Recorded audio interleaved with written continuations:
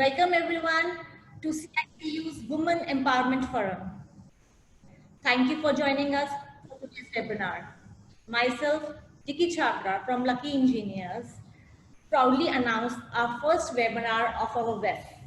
It is an initiative of CICU and of course our President Upkar Singh Ji, who is online with us right now. I am pleased to welcome Mrs. Rupa Pawar, Mrs. Shalini Gupta, and Mrs. and Mrs. Mridula Jain, our guest speakers. But before I start today's discussion, I would like to put some light on CICU and its objectives. It is a non-profit making society and has achieved national and state recognition. Also, it is recognized by the Ministry of Commerce and Exports. It is working in the mutual interest of industry, state government, and the members. At the same time, it provides a good platform for the multiple business organizations, seminars, and exhibitions. CICU has also formed YBLF, Young Business Leaders Forum. Voice break. Moving ahead, they have now given us an opportunity and has showed trust in us to make a women forum. And as we women entrepreneurs now have a chance to give back to the society, we as women entrepreneurs promote more growth in the industrial sector. We want to grow in industry, environmental affairs, Other medias as another industry. I think that's for enough now, but I want Mr. Upkar Ji and Pankaj Sharma who are online with us to share few words with us because we are here today because of them. Welcome Upkar Singh Ji and Pankaj Sharma. Please say a few words. Can you hear me? All right. Yeah, we can hear you. We are. Thank you. A few words for us. Me and Upkarji are here only. Upkarji, please come in the frame. First of all, please accept our heartiest congratulations to all women present in the forum today. You have already taken such a great initiative, which we at CICU always wanted this to happen in the last couple of years. What to talk about empowerment? You people are already so empowered. You people are already running enterprises. We are not in a position to guide you or to give you any suggestion. In fact, we are here in today's forum to learn from you. We'll be there. We'll be listening to all what you say, and we expect to, that be fruitful, and we expect to, we'll come out much more wiser in the end. I'm sure about that. So many learned ladies are here in the forum today. My congratulations to everybody. As you were mentioning certain things about CICU, let me add a few more things about CICU. CICU is in the forefront of providing some. We are actually a catalyst between entrepreneurs and government agencies, be it state government or central government, wherein we try to bridge the gap. We try to government help as and when we feel there is a need to be. And then another important part about CICU is that we try to hold so many seminars and so many interactive sessions wherein we try to help our entrepreneurs, our members, to come up to expectation and to learn world-class practices, manufacturing practices in their enterprises. And we can proudly say after 2 years of the tenure when Upkarji took over as president, there's been a lot of turnaround in CICU. Under his guidance, there's been sea change in CICU's working. And we have done our best, and people do come out to give us suggestions, and we try to incorporate them as well. I was looking at the some top entrepreneurs, women entrepreneurs of India, and I was amazed to see not many things happening in in ladies forums. FICCI in Ludhiana has been doing such a great job. We keep on listening about them. We keep on interacting also with them. There was a time when the sole entrepreneur, women entrepreneur, used to be Krimika people, Mrs. Bector, and she used to guide us. But now things have changed. So many females have come forward, and they are doing rather better than men folk also. They are running enterprises on their own. So that makes us feel proud. And I was looking at the top most good entrepreneurs and how they have made a difference in the working of the organizations they have taken over. And to single out, one is Indu Jain, chairperson of Time Group. And then there are so many other, Indra Nui and Chanda Kochar and all. We happen to see the practices they have adopted, but that's a long story. Me and he's been doing a lot of talking in the last so many years. So today we'll be sitting, we'll be the backbenchers. We'll be listening to you all, what you say, and we will try to learn from you. And we will try to summarize this whole thing.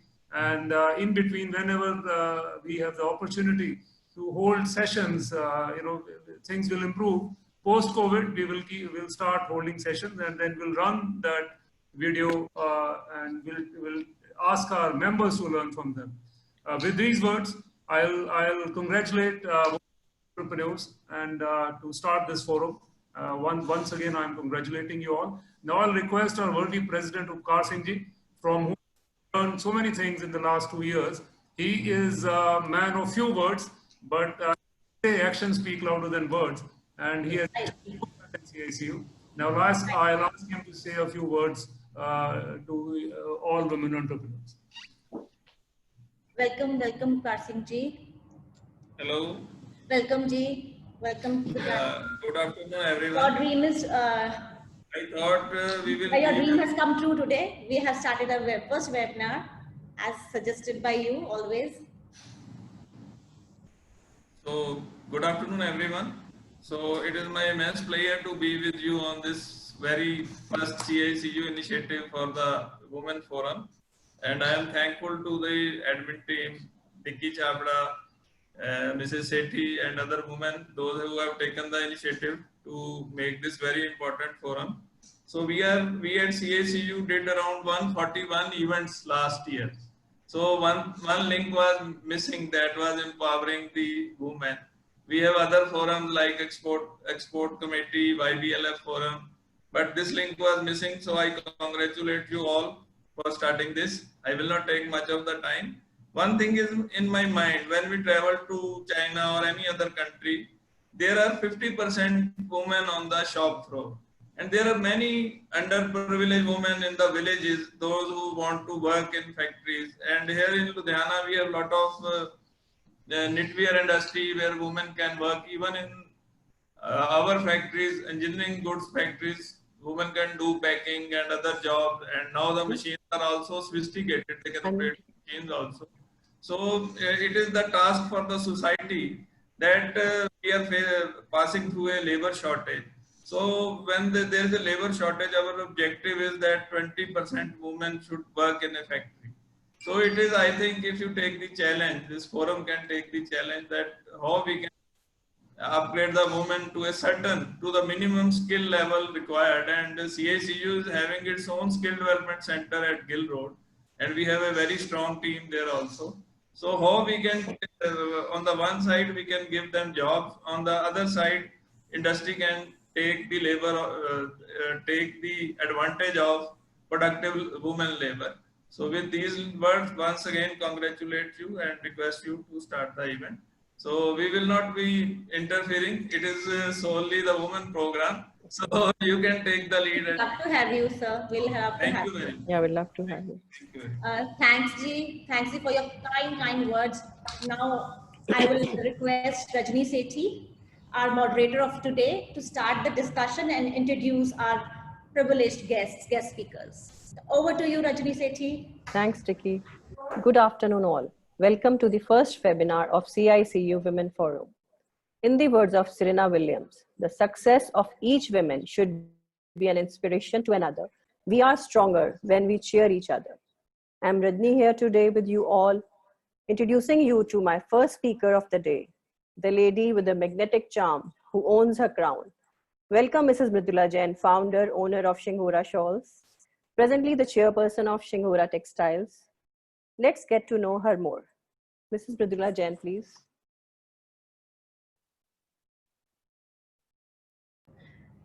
Tell her to unmute herself. I'll do that. Ma'am, please unmute yourself. Mridula ma'am. Please Okay. unmute. Yeah. Hi. Hi, Mridula. Good afternoon. Good afternoon.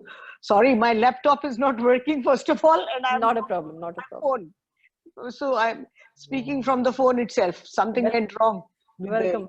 No problem. I don't at know. all. Anyway, the camera is not working.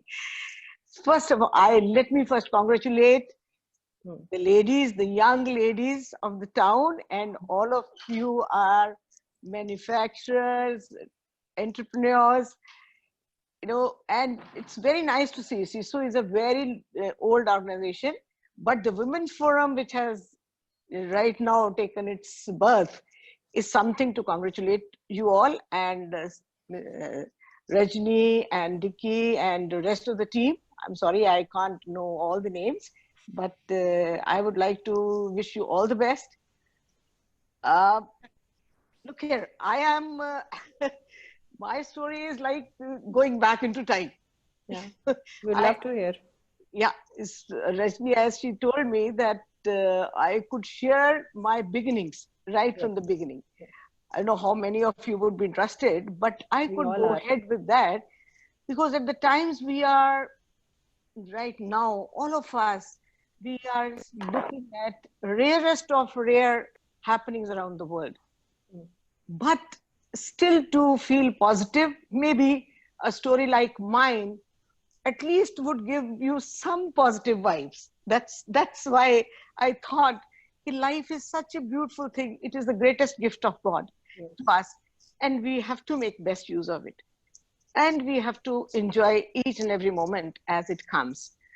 And telling you my experience of being an entrepreneur, a housewife, a mother, mother-in-law, and now a grandmother, along with being a social activist, all combined into one.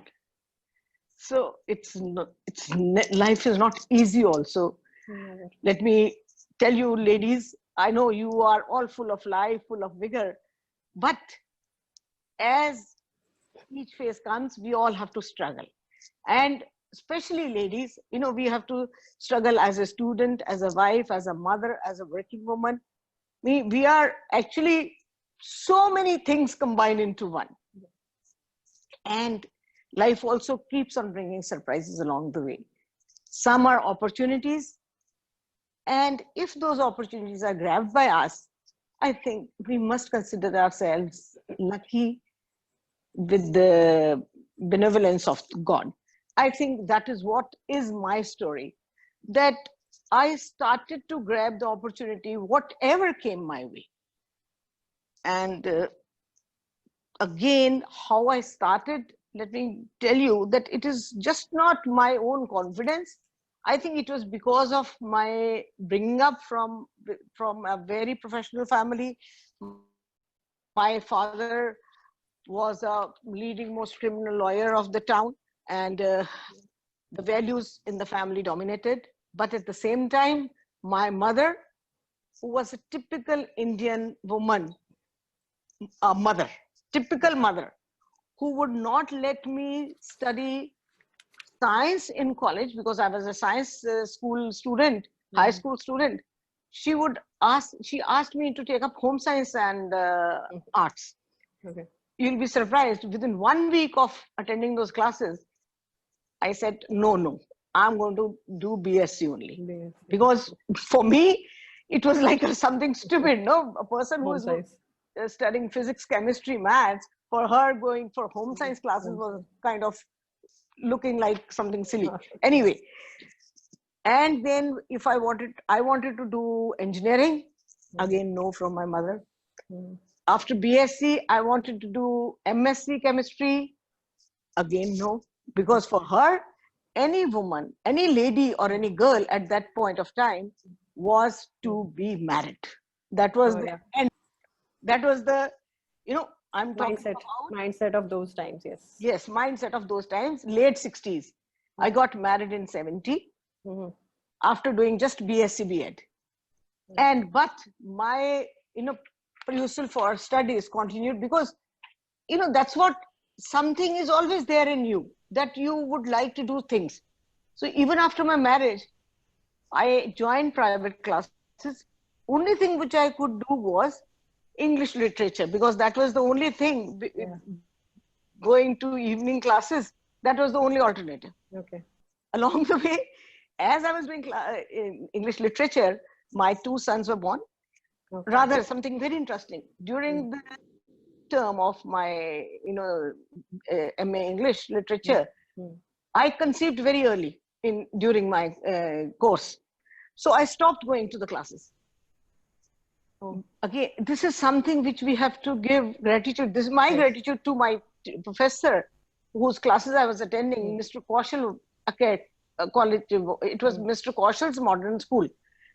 He came home and told me that, Mridula, you will come to the college, you'll attend the classes, even if till the time you can, and then I will send you notes. That was, the kind of interaction between the student, the fellowship that we had with the teachers. It was something marvelous. So I passed out of that. Again, it was celebrated my father because I did very well in English literature. Okay. And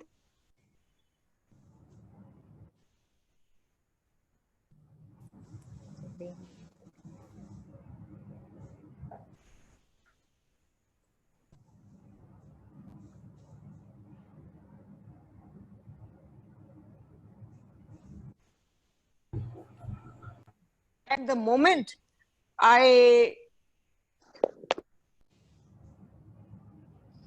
will you hear me? Yeah. Yeah. Hello? Yeah. So the moment I actually joined, I realized it was too much of pressure for me. That my son being very small, I have to leave this. And as I left, students started coming to me for private coaching. That is how first phase of my life as Mrs. Jain's private coaching classes. Okay. And you'll be surprised, I taught for 10 long years. We didn't know this. Yes, that was my first stint of working. And maybe some of your family members or some of the big industrialists of the town are also my students. I don't want to name them, but they've been my students. So that was one part of my life. And as my sons grew up, when my elder son was in class 10, I have 2 sons now, and I told my husband, enough of working from home. Now I would rather work out of home. Here again, I like to put up something for you girls, that in life, you must study the priorities that you have amongst whatever the life is going on.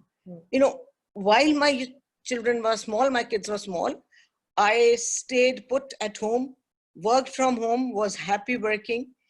And when I realized that now they are big enough, they can take care of themselves, I might as well work out of home. So that was the time my husband was in wool business, and he was already a defense supplier. So, and Ludhiana being the hub of wool industry, we actually sorted out to shawls as the best opportunity for me. And Shingora was the name that I actually gave to my shawls, because if you know what is Shingora, Shingora is the piece of jewelry that you wear at the side of your head. Yes. So for me, it is ornamentation. So for me, Shingora.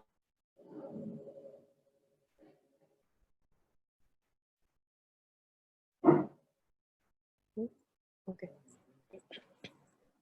I think some connection problem. Yeah. I'll call her. You can move ahead now otherwise. So that's what we used to buy. I don't know. Okay. Take your time. Fashion shawls, nothing at all. Mridula ji, we missed after you said the Shingora piece you told us about. We missed what you said after that. Yes. A little connection error, I think. I wanted to tell you was Shingora is a piece already on the, yeah. And I wanted it, my shawls, like an ornamentation. That's why I named it as Shingora. Okay. Am I audible? Yeah. Hello? Very clear. Yes. Yeah. Okay. So that was one part. And then as I started, you'll be surprised at the moment when I started, the shawls were reserved to be woven only on handlooms. And at that time, rather, I was gifted 8 handlooms by Mr. Vidyasagar Oswal, none other than the biggest. Yes, we all know him.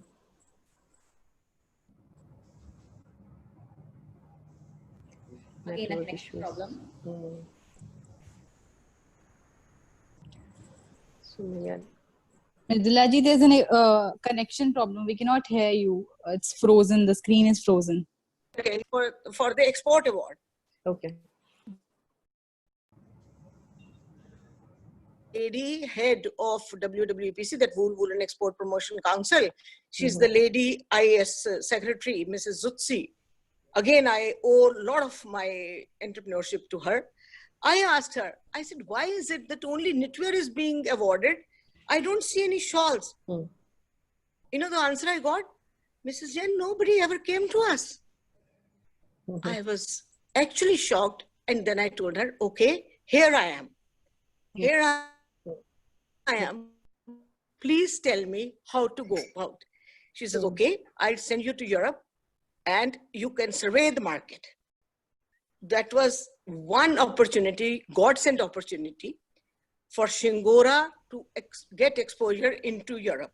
So, but when I came back from my trip to Europe, that was sponsored by the government. I told actually my notes given to the government were that this is not the way to work. We have to attend international fairs.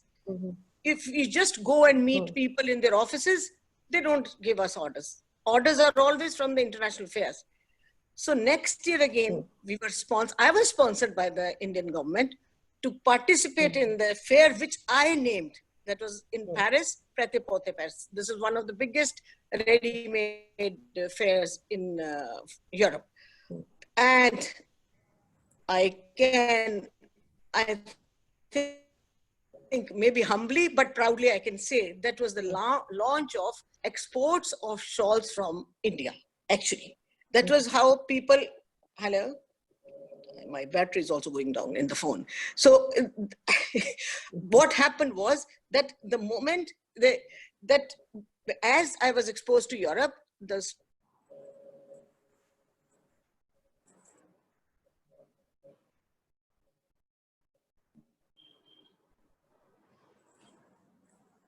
Mummy can't hear you. Her battery is down now. She was saying the battery is weak. So we can move. We'll wait for her to come. I'll just give her a call. Yeah. Let me see.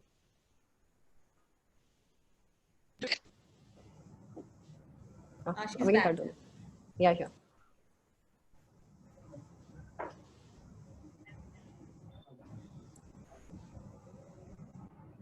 Rajni ma'am? Yeah. She muted You can go herself. to the next speaker. Yeah. Mrs. Mridula, are you there? No, I think her mobile is gone. She was saying its battery is down. You can move ahead. She's here. She's here. She's here. Just a minute. Mrs. Mridula, we are having a problem with the network. Yeah, I think so. Maybe my battery is going down. Is it okay? Yeah. I'll cut it short because I don't think there's a problem with my phone only. And the moment my sons, then they went to the US and they came back, that also was a challenge from my father that your sons will not join you because they'll stay back in the US. But I kept in touch with them. The way there were no email, there was no phone, there was no fax, nothing at that time. But still, both the boys came back. And when they came back, I had already done a dereservation act with the textile ministry. I was responsible for that. So we could import electronic machines, take state-of-the-art machines, bring out everything. So that was the beginning in the change of the scenario for the whole shawl industry from handloom to the state-of-the-art machinery. Okay. And with the help of my sons, we build up the brand, we build up our exports, and we have a beautiful infrastructure which is comparable to any of the Italian mills also. Completely. So, I'll cut it short because my phone should not go away. So that is how it's in every part of your life. You keep on having different opportunities. You keep on having different priorities. And as and when it comes, in the meanwhile, I was selected as the chairperson of shawl industry. I was responsible for many interactions with the ministry. Right now also, now that I am at a stage when my sons are looking after the factory, they are doing all day-to-day work, I am like a troubleshooter. And I am trying to give to the city back what the city has given to me.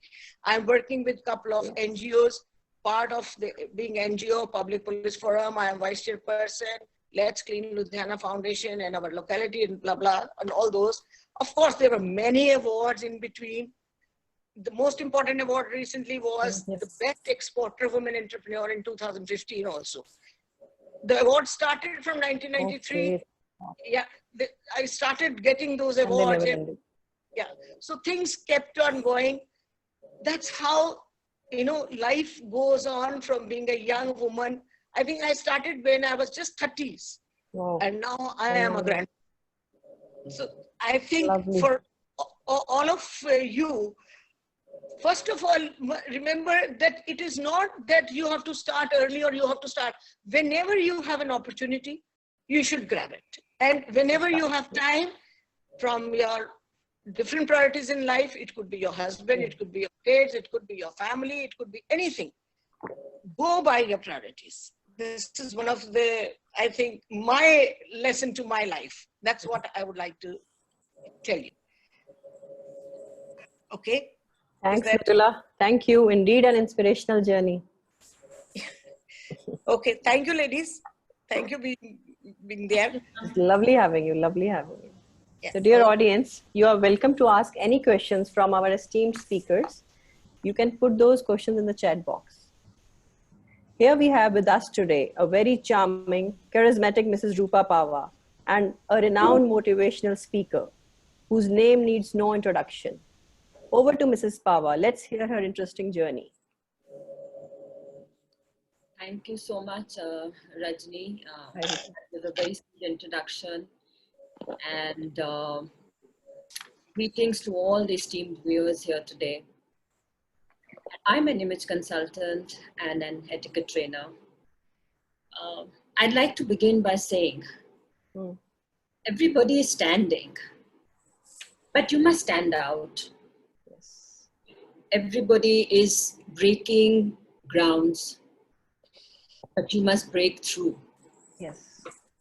And why do you want to really fit into a glass slipper when you can actually break that glass ceiling? Wow. Yes. So I will begin with the journey of my life. Born in Kanpur, with the descent of a very, very legendary figure, freedom fighter, Baba Kharak Singh, who was called the uncrowned king of the Sikhs.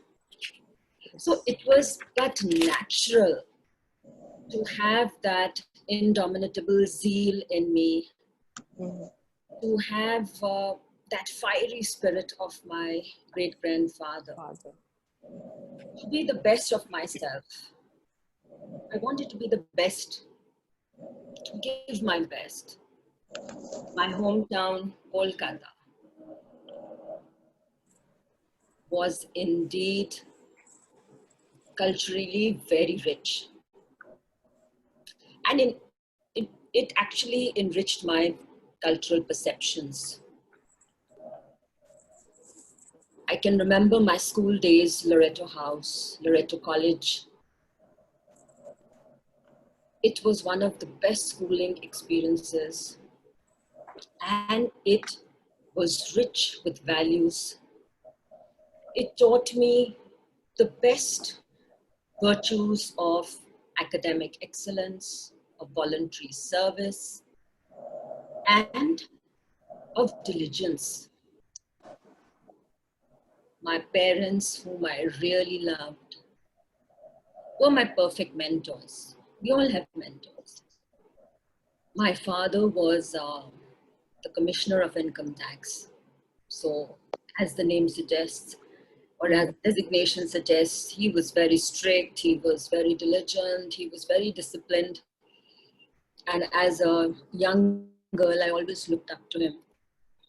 And he actually imbibed the social skills and etiquette in me. He was very particular. As a young girl, I was very passionate about my studies, passionate about fitness, passionate about little things in life. I really wanted to do a lot with myself.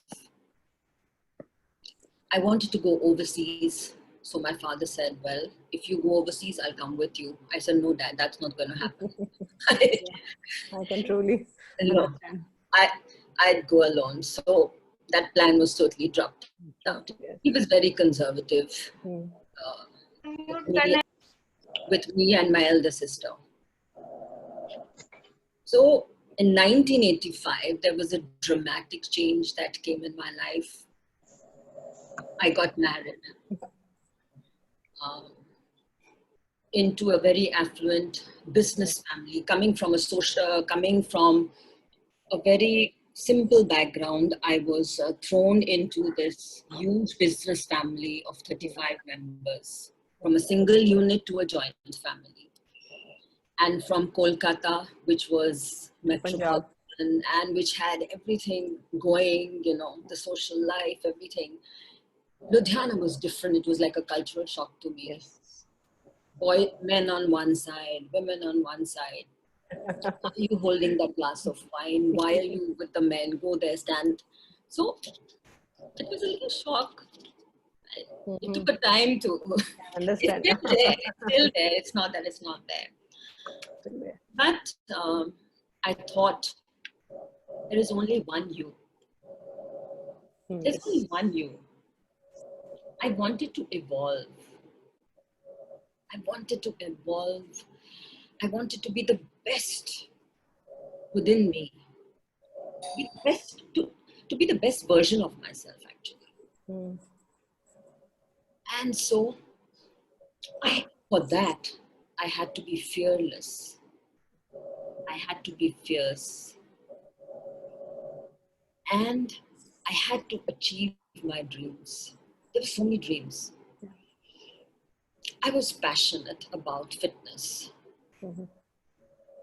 And my biggest confidence was my grandfather-in-law. I used to share with him a lot of things and he used to understand. But again, it was a very, very orthodox setup. And I used to call up my father and said, where have you got me married? Yes. Did you give me education in Loreto House to put me into a situation like this? I said, Dad, I need to do something with myself. I have to do it. Otherwise, I will not be able to justify myself. He said, be patient, be patient. So I used to discuss everything with my grandfather-in-law. He was a real support. And at that time when I got married, I think he was in his 70s or 80s. And we used to share a lot. We used to share a scotch together. We used to share wine together. Okay, lovely. And yes, that was very nice. And I stepped out of the realms of a conventional household. And I initiated my wellness journey, my wellness voyage, which I so much wanted to do. It was like an addiction for me. And so I named my fitness studio Addiction. Yes, we all know. And I started it way back. And I think I gave the city the first taste of fitness to the women. And it was wonderful. It was wonderful for me. I could at least breathe because I still remember my father-in-law that if you take away fitness from me, I will not survive.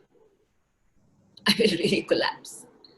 So at least give me that 1 hour of my life where I can devote to fitness. And I maneuvered and made my way through because I was very determined. And within a span of a few months, I suffered the agony of losing my father, who was my mentor, my grandfather-in-law, and my father-in-law, who were real pillars. They were pillars in the sense for everything. Whatever that I want to share with them, whatever I had problems, whether it's marital issues, whether it's adjustment issues, whether it's related to anything in the house or outside, always used to share with them, and like they were actually my guides. So there was such a void that was created. But anyway, you have to move. And that episode moved the needle in me. It moved the needle in me. And I got the opportunity to travel to London. I really wanted to take up fitness further, to enroll in for classes. So while the rest of the family was on holiday in London, I used to remember getting up early, London timing, 7 o'clock, jogging to the fitness studios, enrolling in for classes, doing 10 hours of training, 12 hours of training, not to so back-to-back classes. But I was still full of energy because that's really what I wanted to do. So whatever you want to do, you really never get tired of doing it or even thinking about it. It just kind of engulfs you. It just engulfs you. But on the way back from London, I met with a terrible car crash. And it was like a shock because the moment I landed and the accident took place in Sonipat, so my whole lower jaw was smashed completely. My right hip was fractured, and I remember I just had a straw in my mouth. So that was my only means of nutrition. But my mind was strong. I was sipping milk, I used to sip juice. I was on crutches. I could not even hold a pencil. I didn't even have the strength to hold a pencil where I was lifting 30 kgs, 40 kgs, 80 kgs of weight. Even to hold that pencil was so difficult for me. But something within me, I don't know, it was keeping me alive. It was my work. It was going back to my fitness. It was that relentless spirit. And I said to myself, if I allow myself to be affected, then I will be affected. And this is a very important line for every entrepreneur to remember. If I allow myself to be affected, I will be. I was hungry. I was really greedy to do better, to get up, to come to my feet, to fulfill my ambition further. I was not scared. I was not scared, with my whole jaw broken. I was not scared at all. I just wanted to do what I wanted to really do. I wanted more for myself.